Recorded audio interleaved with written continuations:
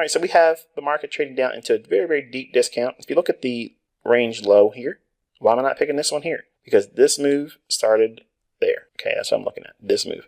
These are relatively equal lows, so I'm just going to move over to the most recent swing low. Why is this a swing low? We have a candle to the left of it that has a higher low than this one, and a candle to the right of it has a higher low than that one. So that's swing low, that one here to here, that's my daily dealing range. Okay, market has recently retraced back down in about 50% equilibrium of that price move. Okay, so that's what we're annotating here, about halfway is what really essentially what's being shown.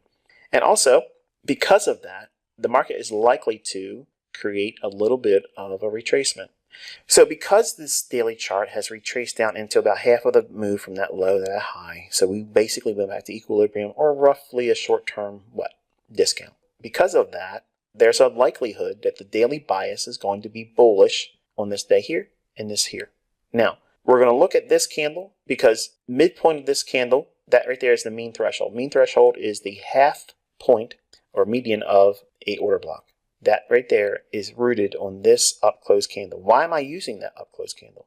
Because from this high down into the 50% retracement of that low and high, where the market goes back to equilibrium or short-term discount, that means the bias has a likelihood. Now, folks, listen. You want to be taught about bias? I'm teaching it.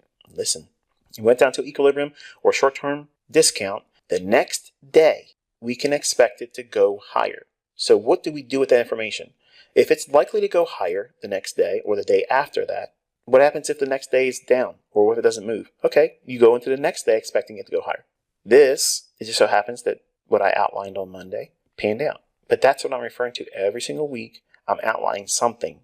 This is your premium array. That means it's going to draw up into that. It could be this candle's low because it's the order block, bearish order block. Why should I be concerned about this candle? Because in this move here, right before this displacement on the downside, this was the last up close candle. So you have several targets here. You have the candle low,